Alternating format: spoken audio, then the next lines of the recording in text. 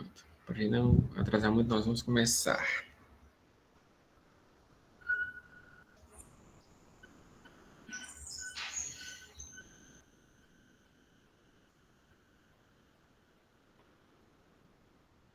Professor, Oi, Darena. a revisão é só para micologia ou também vai ser para bacteriologia? Para as duas. Ok. Tá? Para as duas. Que vão ter questão das duas. Hoje de manhã a gente viu 2 assuntos de bacteriologia e agora a gente vai ver todos os que faltam, mas a gente vai começar com os assuntos de micologia, tá? Vamos começar hoje à tarde com os assuntos de micologia. Então vamos lá.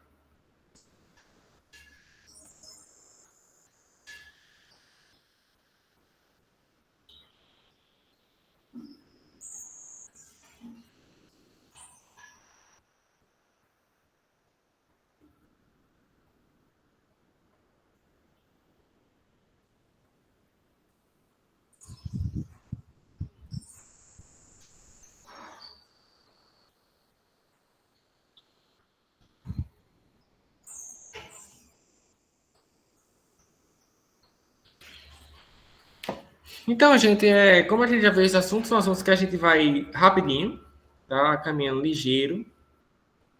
Que às 13 horas ainda tem uma reunião hoje. E às 4h30 tem outra. Hoje vai ser a tarde, vai ser corrida. Mas vamos lá, né? A gente chega lá.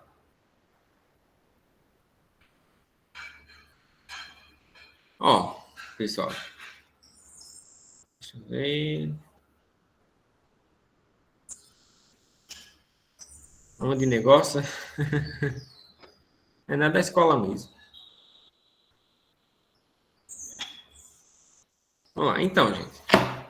A gente já vê aqui, né? Introdução à micologia. Vocês vão ter que entender o que é micologia.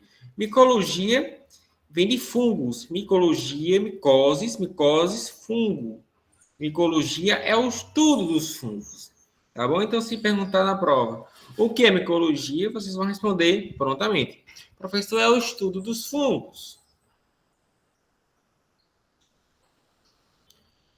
A maioria dos fungos vão se constituir de filamentos microscópicos, né? E ramificados, que vão ser dados o nome de quê? De hifas. É o nome dado para os filamentos microscópicos dos fungos. Os ramificados dos fungos. São hifas. Então, grande parte dos fungos vão possuir essas hifas, tá? Agora a gente vai entender um pouco sobre o que são essas hifas. Temos aqui, né? Hifa é um tubo microscópico que contém o material celular do fungo, ou seja, o material celular do fungo está contido onde? Nas hifas.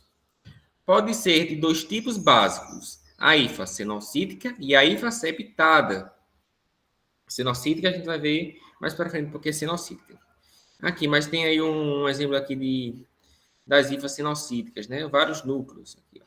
Vários núcleos.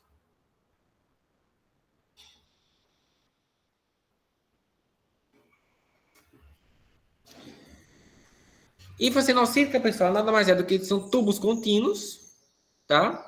Sem divisões transversais, são tubos, imagina aqueles tubos de encanamento,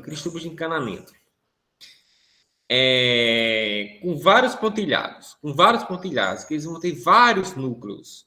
Ou seja, a hifa cenocítica está dizendo 100, centenas. 100 vem de centenas, de vários núcleos. Então, cenocítica são tubos contínuos que vão ter material celular do fungo, né, que foi bem falado, e vão ter mais de 100 núcleos. Agora, professor, hifas septadas. Hifas septadas, elas vão apresentar paredes transversais, né, os septos. Deixa eu só ver aqui. Não, aqui não mostra. Mas elas vão ter paredes transversais, elas não vão ser tubos contínuos, elas vão apresentar divisões maiores, né, esses septos. Então, por que septadas? Pelas presenças dos septos. É septada, nada mais, nada menos, por conta da presença dos septos, delimitando compartimentos celulares com 1 ou 2 núcleos, dependendo do estágio do ciclo sexual. Na septada, tinha mais de 100 núcleos, centenas de núcleos, e no caso, na cenocítica, aliás, tinha mais de 100 núcleos, e nas septadas, temos aí poucos, né? 1 ou 2 núcleos só.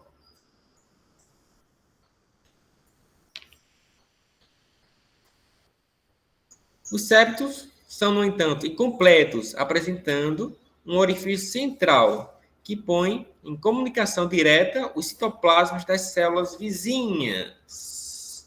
Então, eles vão colocar em comunicação o orifício central e comunicação direta com o citoplasma das células vizinhas. Essa aí vai ser a função dos septos. Agora, um pouquinho da parede das hifas, né?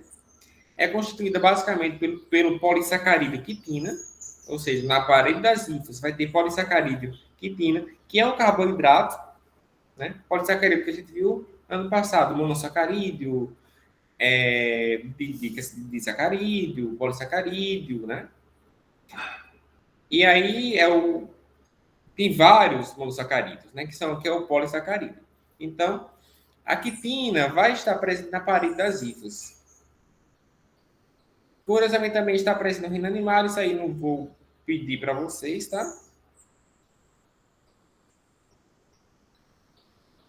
Hifas. O crescimento dessas hifas, elas vão acontecer principalmente nas extremidades. Elas vão acontecer nas extremidades dos fungos, tá? Elas vão acontecer nas extremidades. Nas regiões mais antigas, o conteúdo citoplasmático pode até mesmo desaparecer. Agora, o que é micélio? Micélio é o conjunto de hifas de um fungo. Várias hifas juntas formam o que? Um micélio.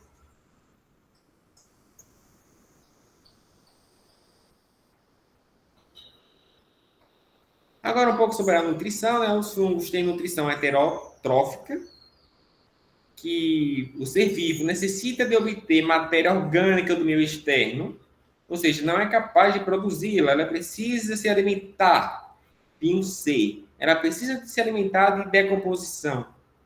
Por isso que os fungos, muitas vezes, eles são de se alimentar de cadáveres, né? de cadáveres de pessoas, de cadáveres de plantas, de animais, tá?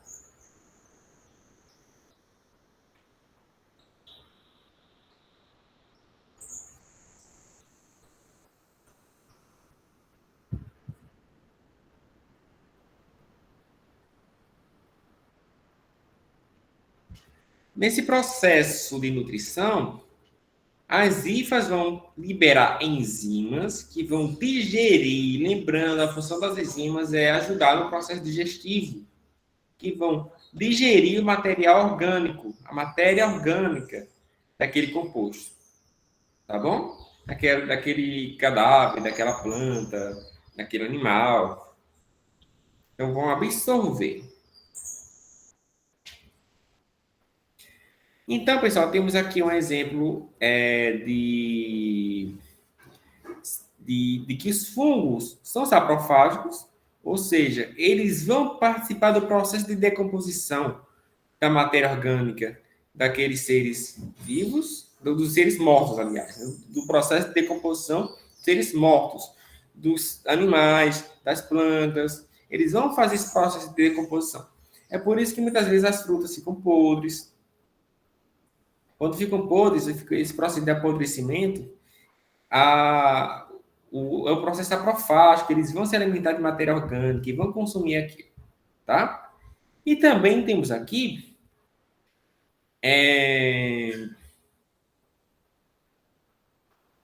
a outra versão dele também, que eles são parasitas. Além de ser saprofágicos, de se alimentarem de seres mortos, eles também vão se alimentar de seres vivos, mas não para comer os seres vivos, eles vão ser parasitas. Parasitas é aquele serzinho que entra na sua célula, precisa entrar na sua célula para lhe causar doenças. Essa é a função do nosso amiguinho aqui, né? Ele vai entrar nas nossas células para nos causar doenças, tá?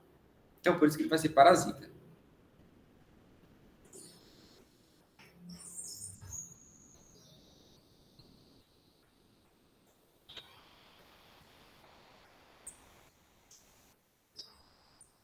Um pouco da sua reprodução, né, sexuada, que ele pode ter dois tipos de reprodução, sexuada e assexuada. Eles eles vão, né, formar hifas especiais nesse processo. No processo de reprodução sexual. Eles vão se ligar com outro fungo, né, para fazer essa reprodução dele.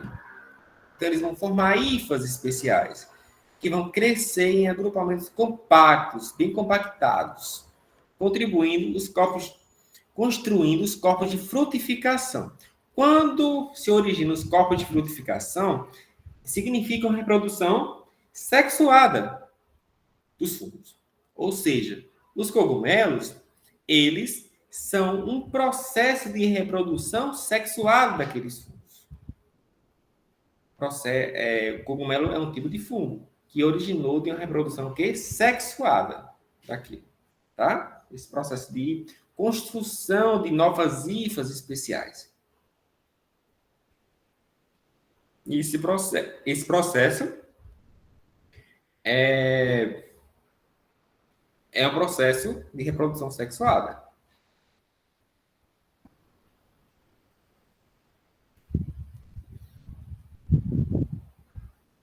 Temos aqui, né, pessoal, aquele belo pãozinho, os cogumelos aqui, né, representam os fungos também, e os cogumelos venenosos, esse tipo de cogumelo aqui é venenoso, né, o coloridinho. Temos aqui os bolores, né, os fungos nas paredes, que eles também podem atingir as paredes, né, eles podem atingir as paredes e causando a gente doenças, alergias. A gente vai estudar mais sobre bolores mais para frente. E aqui aquela breve história que eu já contei para vocês, né? Que na cidade de Serra Talhada, um homem encontrou um tatu e foi pegar o tatu. E quando foi pegar o tatu, pegou um fungo chamado Coccidioides imitis, né? Ele era um fungo bastante raro, que na literatura foi descrito pouquíssimas vezes. E aí ele adquiriu esse fungo e foi internado, né? Um estado grave, não sei como ele está hoje, mas ele foi internado. Isso aí foi em 2017. Isso tudo para comer um tatu. Pronto. Pode sim, Duda. Sabe por quê? Porque pode? Porque eles vão ser esse processo de parasita, entendeu? Eles são parasitas também, além de saprofágicos, que você alimentar de matéria orgânica, de seres mortos, eles também causam doenças. O fungo, eles causam diversos tipos de doenças que a gente vai estudar também mais para frente. Mas uma das principais é processos alérgicos fortíssimos. Quem tem alergia ou asma já e vai para uma casa que na parede tem fungo, a primeira coisa que acontece é a pessoa perder o ar, ter dificuldade de respirar, uma alergia severa, sabe? E dependendo da pessoa, pode levar a óbito, sim. Então, é complicado. Vamos lá, né? Próxima aqui.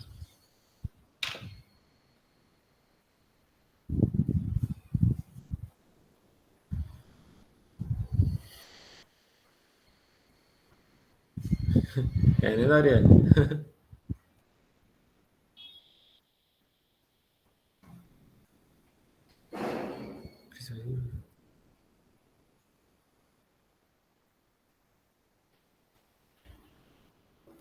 A gente é vivendo e aprendendo, né? É vivendo e aprendendo. Aí pronto. Os principais agora grupos de fungos. Os principais grupos de fungos aqui. A gente vai estudar, né?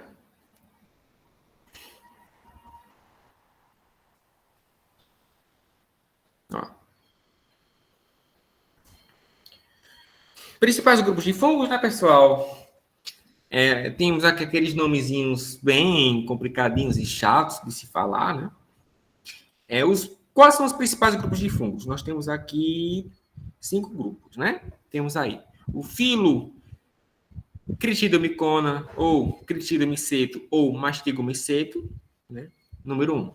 Número 2, filo zigomicota ou zigomicetos, o filo ascomicota ou ascomicetos, quarto, o filo basidiomicota ou basidiomiceto, e o filo deuteromicota ou deuteromiceto. São os 5 principais aí, filos, né, que a gente vai estudar aí. Filo critidomicota, né, ou critidomiceto ou mastigomiceto. O que a gente pode entender deles aí? Eu vou falando aqui o que vocês mais devem se importar aqui, né? Vocês têm que saber que eles são de maioria aquática, ou seja, vivem no mar. São as únicas espécies de fungos que têm a possibilidade, que existe a possibilidade de apresentar flagelos. Flagelos são aquelas caudinhas que servem para locomover, né? Que tem nas bactérias. A presença de flagelos também leva alguns autores a denominar esse organismo de mastigomiceto, né? Matrix, flagelo e miceto, fungo. Por isso que todos terminam aí com miceto, né? Ou micota, miceto. Então, é por isso que ele vai ser também chamado de mastigomiceto, por conta da presença de flagelos, tá? Algumas espécies unicelulares, a maioria é filamentosa, com hifas cenocíticas, né? Muitas espécies saprofágicas, eles vão fazer esse processo de decomposição, como a gente viu, de decomposição de matéria orgânica, de animais, de cadáveres e plantas, né? E de parasitas também, ou seja, eles vão causar doenças. E aí eu já respondo mais uma vez a pergunta de Duda. Isso pode levar a óbito, tá? Porque são parasitas. São parasitas. O que significa parasitas, professor? Aquele organismo que entra em contato com o nosso organismo para causar doenças. Agora pessoal, estou indo rápido, que eu já fiz esse assunto com vocês, tá? Filo zigomicota ou zigomiceto. Não formam corpos de frutificação durante o processo sexual. Eles são multicelulares, ou seja, vão ter muitas células. E vão possuir hifas cenocíticas, chamadas aí de critidomicetos. Tá bom? Eles vão possuir hifas cenocíticas, como os critidomicetos. Agora, o filo zigomiceto, né? Continuando aqui, filo zigomiceto, continuando aqui. Eles vão possuir vida livre, um exemplo aqui é o bolô, aquele bolô de pão que cresce nas nossas comidinhas, né? Eles vão crescer nas nossas comidinhas e se a gente deixar por muito tempo, o fungo, ele não é, pessoal, algo que cresça tão rápido quanto as bactérias. Por isso que, muitas vezes, as bactérias, elas chegam primeiro do que os fungos, que elas são mais rápidas. Mas, por exemplo, o pão não é muito propício para o crescimento das bactérias. O pão, ele é mais propício para o crescimento de fungos. As bactérias, elas vão atingir mais frutas e animais, tá? A parte animal e vegetal. Os fungos, eles vão atingir o que não foi isso, ou seja, pão. O pão, os fungos vão atacar. Os fungos vão ser responsáveis por aquela contaminação que a gente teria nos pães, né? Então, é isso. Eles vão... Oi? Licença. Para os fungos nascerem, tem que ter um lugar específico. Por exemplo, você falou do pão. Mas o que é que traz para um fungo nascer? O que é que traz para o fungo nascer? Pronto, boa pergunta. O fungo, ele vai se originar nos locais específicos dele, por exemplo, no solo, ele vai crescer normalmente lá, ele vai crescer na água, ele vai crescer nos ambientes dele. Só que o que acontece aí? Quando aquele lugar específico tem atrativos para o fungo, por exemplo, o pão envelhecido, quando vai passando o tempo, ele tem atrativos para o fungo. Ou seja, ele atrai o fungo. O fungo vai atingir o pão. A mesma coisa acontece com locais da sua casa úmidos e fechados. Quando tem um local fechado, e úmido, molhado, o fungo vai se atrair por lá. Ele não nasce lá, mas ele vai se atrair por lá, porque lá é um local propício para ele se desenvolver. Então, ele vai gostar de lá. Por isso que quando você sair do banheiro, tem que deixar o banheiro arejado, se tiver com janela aberta, principalmente. Quando você acordar, é por isso que eu sempre falei para vocês, não arrumem a cama quando vocês acordam, porque se vocês arrumarem a cama quando vocês acordam, o fungo ele vai se atrair pelo suor de vocês na noite. Todo mundo aqui sua quando dorme.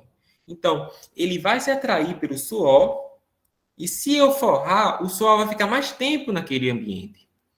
Então, é mais chance de ter fungo lá e de me contaminar e de causar doenças em nós, né?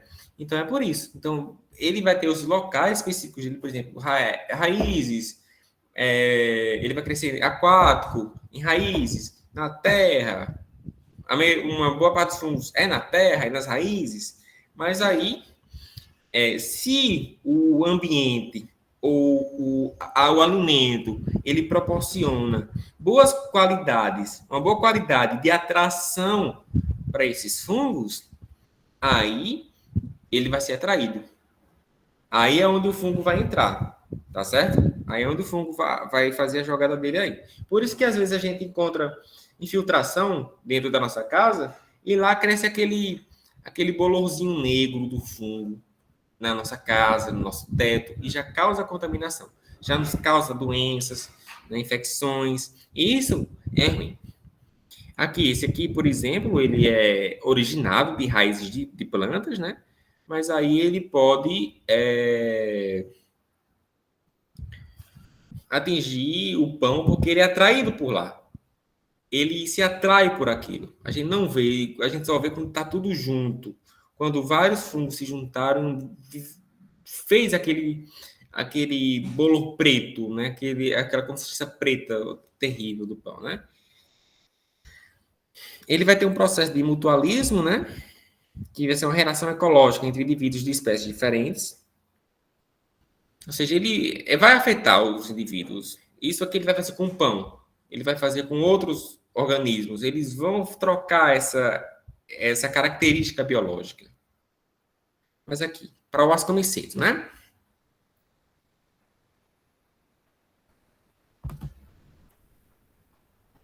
O ascomiceto vai ser a grande maioria dos fungos, vai ser 50% de todos os fungos existentes.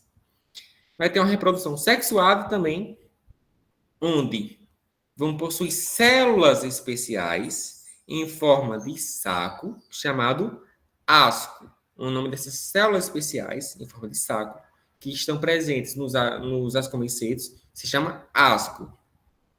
Dentro desses ascos, tem esporos sexuais, chamados ascoporos. Ou seja, é por isso que ele vai fazer a reprodução sexuada, através dos ascos que tem dentro, os ascoporos, que vão ter esporos sexuais. E por isso que eles vão se reproduzir, né? Em alguns dos ascos, ficam reunidos corpos de frutificação carnosos, chamado ascoparcos. Mas isso aqui não precisa vocês focarem, não. Primeiro essa parte aqui. O que eu quero que vocês entendam é o processo, né? Por que ele é um reprodutor sexual? Um exemplo dos ascomicetos, temos a levedura, a Saccharomyces cerevisiae, que vai ser usado em pão, né? Para o crescimento de pão, o fermento utilizado para o crescimento de pão é aquele fermento biológico, aquele fermento que a gente utiliza para pão, para pizza, tudo isso. Eles vão ser unicelulares e, na sua falta de nutrientes, eles vão começar a formar hifas, tá? Filobasidiomyceto ou Basidiomycota. Ciclo de reprodução sexuada também vão possuir células especiais, como no outro, só que agora essas células especiais se chamam basídeos, por isso seu nome Basidiomyceto. e vão se originar os esporos sexuais, também como outro, mas agora o nome vai ser basidiosporos. Já pelo nome já diz, de basidiomicetos. Vão possuir corpos de frutificação elaborados, os brasidiocarpos. Então, ele é como se fosse o outro, pessoal. Ele é como se fosse uma extensão do ascomiceto, só que com linhagens diferentes, com nomenclaturas diferentes. E um exemplo aqui é o nosso querido champignon, né, o cogumelo. É o exemplo aí de Basílio miceto, nosso querido cogumelo. Aí o deuteromicota, o deuteromiceto, eles estão guardando classificação ainda, foi um pouco estudado, tende a ser reclassificado, tende a ser extinto, não tem tanto estudo com relação aos deuteromicota, os deuteromicetos, né? E um exemplo que era deuteromicota, que passou a ser ascomiceto, que ascomiceto é o fungo que maior tem, né, no nosso mundo, no nosso planeta Terra. É o penicílio. O penicílio que eu falei na aula de hoje de manhã, foi responsável pela fabricação da penicilina. Um dos tipos de penicílio, que é o penicílio notatum, tá? O penicílio notatum foi responsável pela origem da penicilina, do antibiótico. Mas também tem outros tipos de penicílio que tem outras funções. Mas o penicílio SP, que significa que tem vários tipos, mas o penicílio, em geral, ele era deuteromiceto. E agora é ascomiceto. Tá, temos uma tabela aqui, pessoal, que vocês podem ver depois. Vocês podem dar uma estudada nela depois. Isso vai facilitar também o estudo de vocês, tá?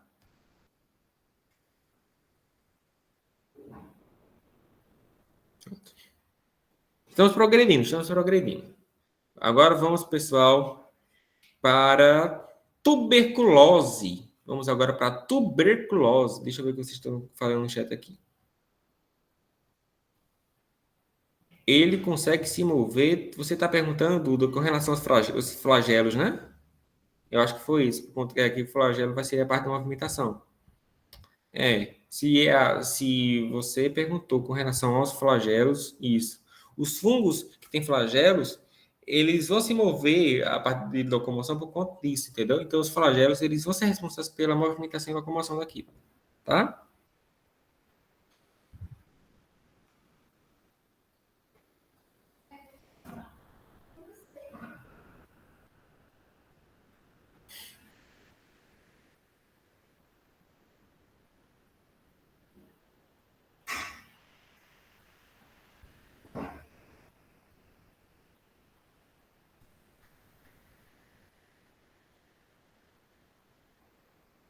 Pronto. Tuberculose, né? Nossa primeirinha doença aí. Então, pessoal, a tuberculose é uma doença infecto-contagiosa, tá? Causada por uma bactéria. Ou seja, ela é contagiosa, muito contagiosa. É uma das doenças mais contagiosas do Brasil, uma das doenças mais infectantes e mais predominantes no nosso país.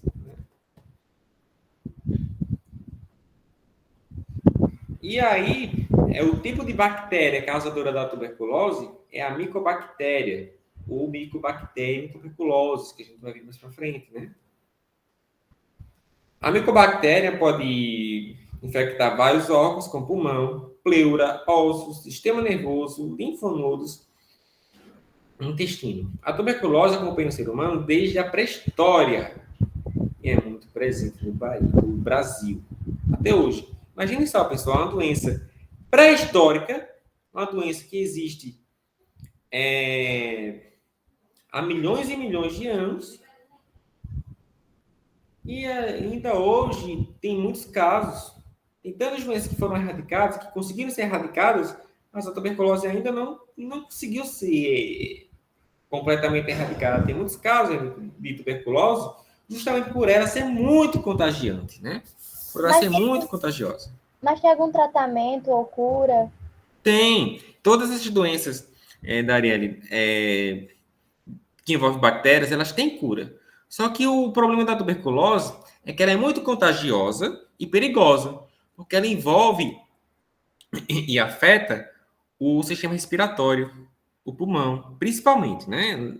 Principalmente, ela pode afetar outros órgãos, que vocês vão ver mais para frente, pode afetar os ossos, a pele, mas ela afeta o pulmão. E se não tratada, Arielle, se não bem tratada, corre o risco de morte, né? Com todas as outras doenças, porque afeta diretamente o nosso sistema respiratório. Então é péssimo isso. Entendi. Duda Entendeu? perguntou no chat por que a gente não tem uma pandemia de tuberculose, já que é tão transmissível. Porque a gente não tem uma pandemia de tuberculose, já que é tão transmissível. Por conta da vacina. Por conta da vacina. Exatamente por conta da vacina que a gente vai ver. Mas porque assim, quando se faz uma vacina, é no mínimo 10 anos para teste, para ter uma certeza de que aquilo vai funcionar. Por isso que ainda é necessário fazer muitos estudos ainda na vacina da Covid, né? Muitos estudos, muitos anos de pesquisa para chegar numa solução ideal. A tuberculose, a gente toma a vacina dela na infância, né? Quando nasce, e eu vou mais falar mais para frente, e é por isso que ela não é tão epidêmica, certo? Como poderia ser. Mas ela é muito contagiosa, muito contagiosa. Se, por exemplo, Darielle, se Deus o livre, estivesse com tuberculose e fosse para o colégio, a chance da turma dela, pelo menos 90% pegar, era muito grande, entendeu? Então, é muito contagiosa. E outra coisa, a gente só passa a usar máscara e se prevenir depois do Covid, depois do coronavírus. Mas aí eu já vou para outro caso aqui. A gente teve muita sorte de não ter mais casos de tuberculose também. Sabe por quê? Porque a gente não tomava cuidado com a proteção. Com a nossa proteção, com nossos EPIs, de usar máscara. A gente não tomava cuidado, a gente não ligava para isso, né? Mas aí, ela é causada pela Mycobacterium tuberculosis.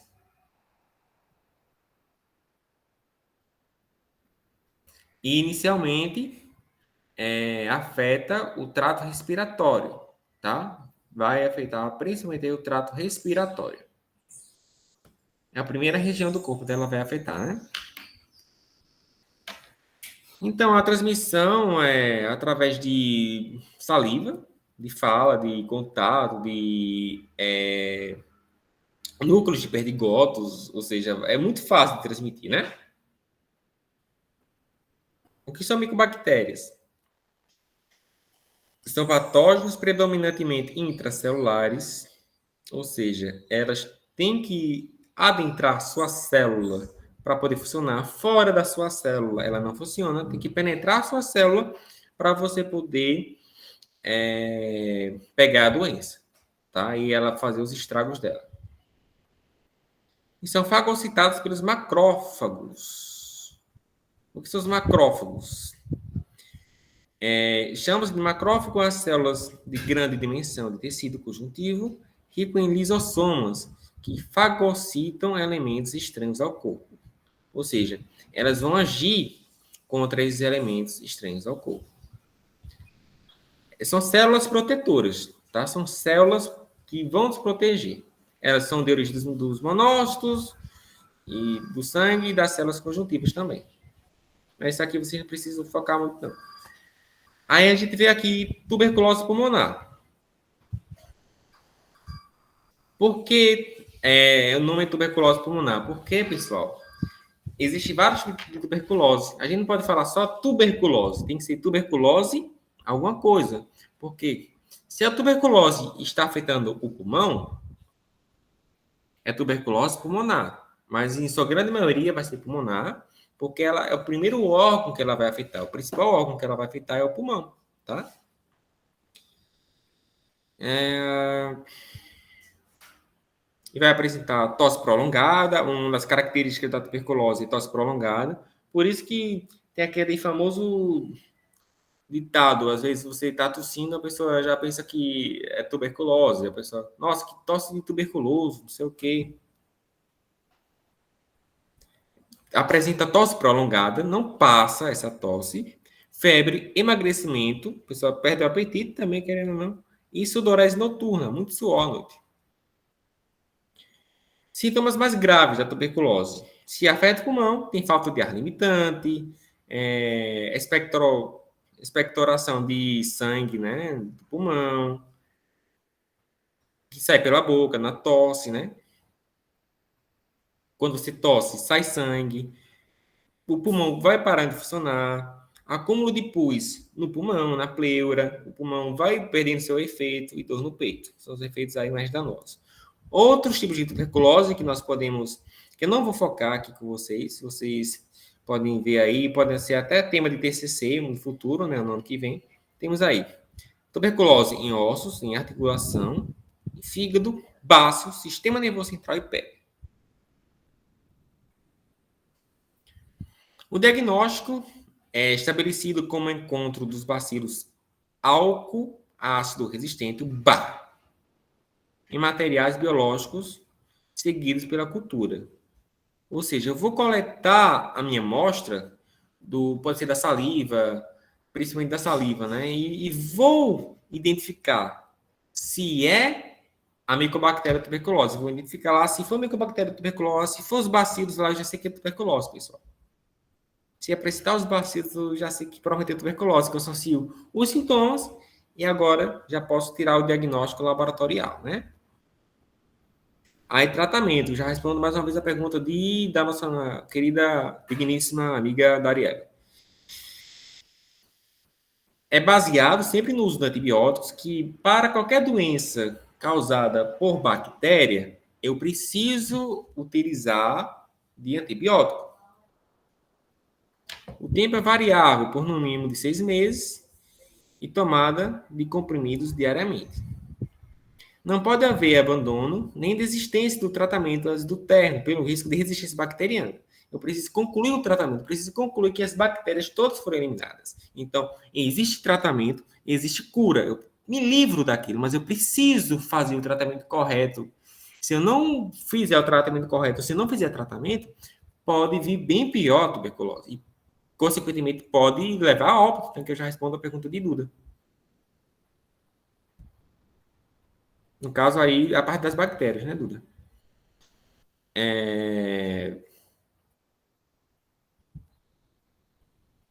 Medicamentos aqui que geralmente são pedidos para tuberculose, mas dependendo também do exame, é necessário fazer um antibiograma, porque o antibiograma vai determinar os medicamentos corretos, mas geralmente são usados o bromidrato de fenoterol, o entobutol, o isoniazida, o pirazinamida e a rifampicina. São medicamentos que são utilizados para o tratamento, que é demorado, que é chato, mas que tem cura, tá? Prevenção. Aí eu já respondo mais uma vez as perguntas aí de Duda e de Darielle, né, que perguntava aí sobre por que não existe uma pandemia também da tuberculose, muito por conta da vacina, da BCG, que realmente nos protege para a vida toda. Podemos pegar? Pode. Nenhuma vacina vai ser 100%, mas ainda não é tantos casos de tuberculose ainda por conta dessa vacina aqui, ó, BCG. Tá bem? Pronto. Vamos lá, né, gente? Estamos corrido aqui o tempo, vou já passar para outro assunto.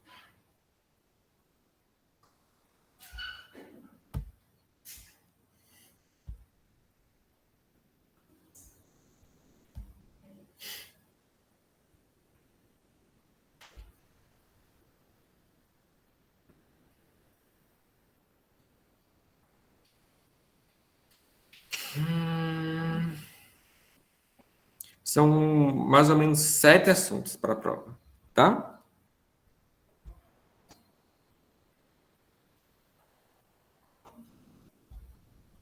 Porque eu tenho duas disciplinas com vocês, né? Então, temos aqui a sífilis, né? Vamos entender um pouco sobre a sífilis. Coisas principais aí. É uma doença infecto-contagiosa, é uma doença infecciosa, né, causada pelo espirilo, né? Treponema pálido. Você perguntar na prova o que é o treponema pálido, é um espirilo que fica em forma de espiral.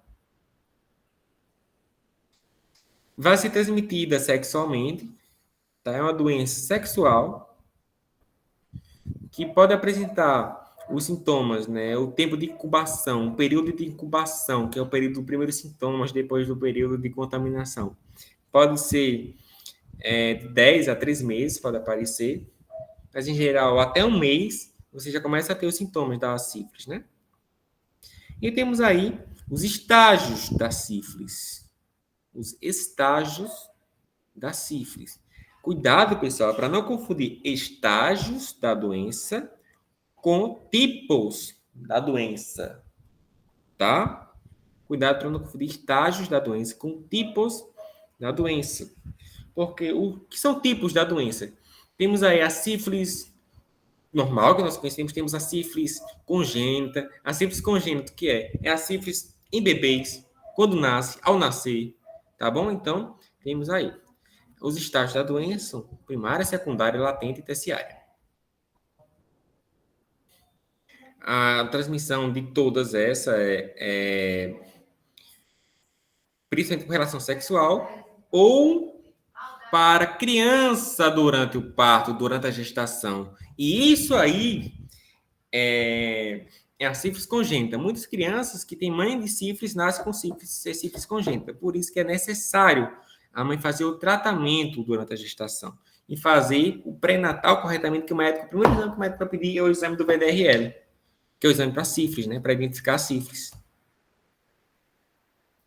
Sífilis primária apresenta aí a fase inicial da doença, né? Pode apresentar ferida, geralmente única, uma única ferida no local da entrada da bactéria, que pode ser no pênis, na vulva, na vagina, no colo do útero, no ânus, na boca, ou em outros locais da pele, que aparece entre 10 a 3 meses, a 90 dias após o contágio. Então, passou de 90 dias, geralmente não é não, tá? Passou disso aí, não, mas geralmente aparece em um mês. Um mês já começa a aparecer os sintomas, se tiver remédio infecção, né? Aí, para tirar a prova, tem que fazer o exame laboratorial, que eu vou falar mais para frente. Na sífilis primária, nesse caso aqui, geralmente não vai doer, não vai coçar, não vai arder, não vai ter pus. E pode estar acompanhado de alguns caroços na virilha, mas não vai coçar, tá? Os sinais e sintomas vão aparecer entre 6 semanas, no caso agora sífilis secundária, passei da sífilis primária. Agora, sífilis secundária já é um estágio depois da primária. Os sinais e sintomas aparecem entre 6 semanas a 6 meses do aparecimento, da cicatrização na ferida inicial. Então, o que é que eu devo fazer? Em casos como esse, não deixar a sífilis avançar, não deixar a sífilis chegar na secundária nem na terciária. Parou na primária, pessoal. E a latente é muito perigosa, que eu vou falar mais para frente, porque ela é perigosa, né? Podem ocorrer manchas no corpo que geralmente não coçam, incluindo na palma das mãos, na planta dos pés. Essas lesões são ricas em bactéria. Pode ocorrer febre, mal-estar, dor de cabeça e caroços pelo corpo. A sífilis latente, pessoal, que é a mais perigosa, que não vai apresentar sintomas. Se não tem sintomas, as pessoas geralmente não procuram um médico, não procuram um tratamento. E da sífilis latente, já parte para a secundária, para a terciária, já parte para uma fase mais avançada da sífilis. Já parte para uma fase mais avançada da sífilis. Então, a sífilis latente, ela vai deixar de aparecer a partir do momento em que aparecem sintomas. Aparecem sintomas, já deixa de ser sífilis latente, já vai partir para uma secundária ou para uma terciária, já é perigoso. Tá? Aí, pessoal, se deixar chegar na terciária, aí é só Deus, viu? Pode surgir de 2 até 40 anos depois da infecção. Então, a pessoa ser muito displicente mesmo, né? De não procurar tratamento mesmo. costuma apresentar sinais e sintomas, principalmente lesões cutâneas, na pele, lesões ósseas, cardiovasculares, neurológicas, podendo até levar à morte.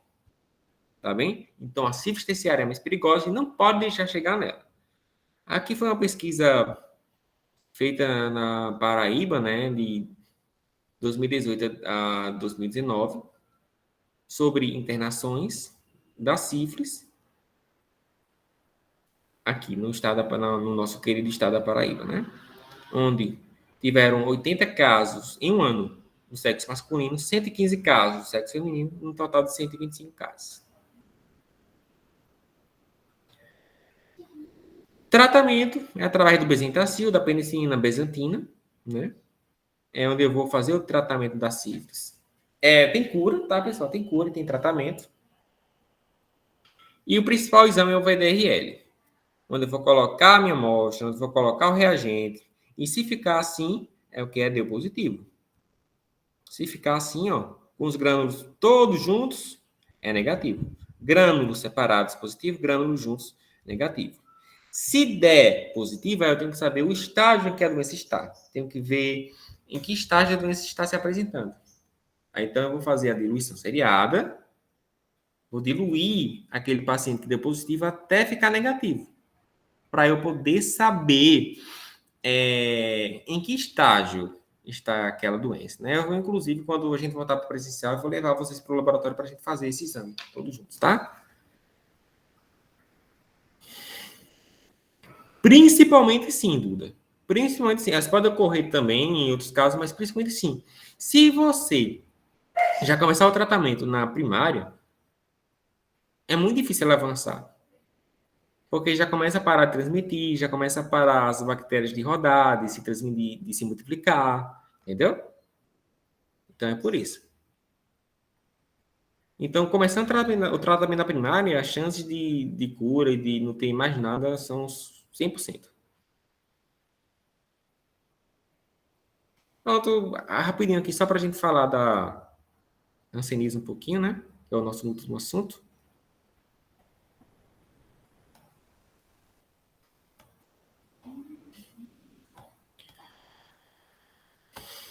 Pronto, pessoal. A hanseníase, como a tuberculose, ela também vai ser causada por uma bactéria, a Mycobacterium lepra. Por isso que também ela é denominada de lepra. Por isso que ela é chamada de lepra também. Mas o nome mais aceito é hanseníase, devido ao seu descobridor. Porque lepra era usado muito com forma de preconceito. Então, a tuberculose é Mycobacterium tuberculosis e a sífilis e a hanseníase é Mycobacterium lepra. Ok? Aí a gente vê que já tem na história casos e casos de hanseníase, com pessoas sendo negligenciadas, com pessoas sendo desprezadas da sociedade, até reis, rainhas, pessoas muito ricas sendo desprezadas e jogadas para fora da sociedade porque pegou hanseníase, porque nessa época as pessoas tinham muito como um sinal de pecado, sinal de desvio de alma.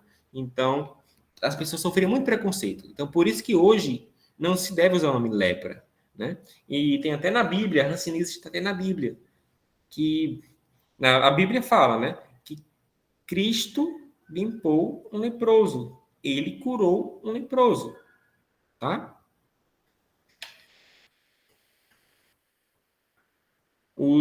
As pessoas com hanseníase eram enviadas aos leprosários, eram tiradas da sociedade, sofriam preconceito, tinham que dar com sinetos, parecendo um boi, uma vaca, né? E se quiserem pedir esmola, tem que andar com um saquinho bem distante com um varapau para a pessoa colocar lá a esmola. As pessoas tinham medo, se chegasse, sair de perto. É uma doença infecciosa, também transmitida por gotículas de saliva, mas não tão transmissível quanto a tuberculose. Principalmente porque também da vacina, né, que nós já temos resistência a ela, mas a tuberculose ainda é um pouquinho mais transmissível. Na antiguidade, né, a doença era chamada de lepra e tinham essa forma de preconceito de se chamar assim, né? Tinha esse preconceito de chamar de lepra. Na atualidade, né, pessoal? A hanseníase tem poucos casos, é totalmente curável, totalmente tratável. Depois do início do tratamento, o paciente já para de transmitir, não precisa mais ser expulso da sociedade. E ela só vai matar se o paciente demorar para tratar. Aí pode matar, porque pode causar danos neurológicos. E ela pode afetar o sistema nervoso. Pode. Mas se eu começar o tratamento antes, cedo, não tem para onde não.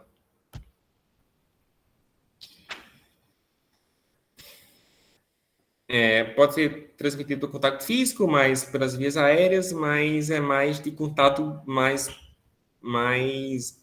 frequente. Ela não é de contato de um contato único, como a tuberculose. Ela é um pouco mais difícil de ser transmitida, embora seja a mesma forma de transmissão.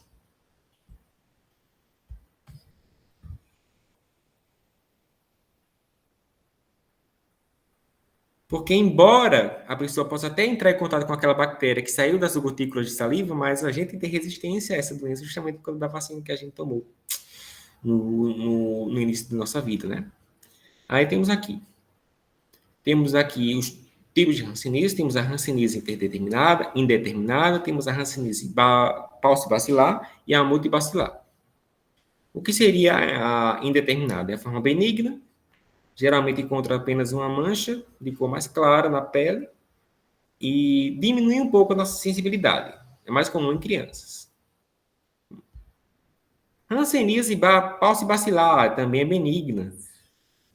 Ela vai ocorrer em pessoas que já tomaram a vacina, em pessoas que têm alta resistência, em pessoas que o bacilo não vai ter tanto efeito.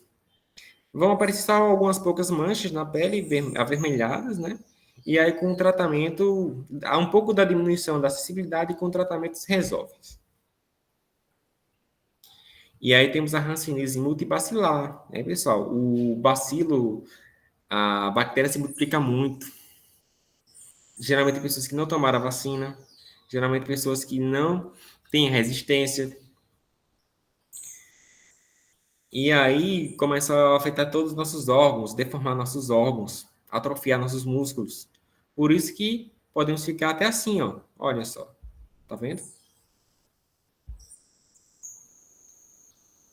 Diagnóstico, né, pessoal, é mais voltado para a pesquisa de sensibilidade, porque, querendo ou não, a hanseníase vai perder a sensibilidade. A prova da histamina é para verificar os nervos, porque a hanseníase pode afetar os nervos. A prova da pilocarpina para verificar se há alteração na intervenção das glândulas sudoríparas, que pode afetar nossas glândulas sudoríparas. A baciloscopia para identificar qual bacilo está nos afetando. A biópsia de pele para poder descartar qualquer outra coisa que pode ser até câncer de pele, porque pode ser confundido com câncer de pele também, né?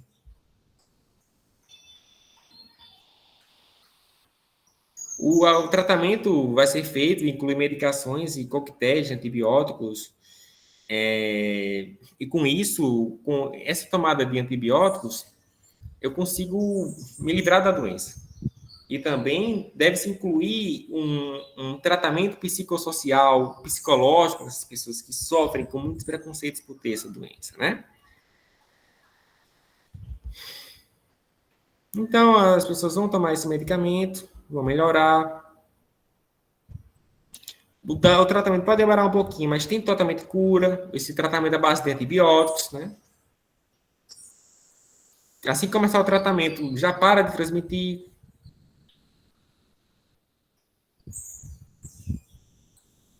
Então, a prevenção vai para a base de cuidados de higiene, cuidados de sanitários, né? Para prevenir a doença, cuidados de evitar contato muito também, assim, as pessoas que tiver evitar sair, ficar um pouquinho isolada, principalmente no âmbito familiar, né? E também a vacina, né, pessoal? A vacina da BCG é a vacina contra a micobactéria, vai proteger tanto para a hanseníase quanto para a tuberculose, tá? E aí, eu tomando, eu fico muito resistente à hanseníase. E a minha chance de pegar é muito mínima. Tá bem? Pronto, pessoal, foi uma aula mais rápida hoje, né? Por conta do nosso tempo também. Eu vou ter uma reunião agora com os professores. Espero que tenham gostado. Mais tarde, pessoal, eu vou colocar no grupo de vocês os vídeos, tá? Vou colocar para vocês as gravações das aulas e os slides, tá bem?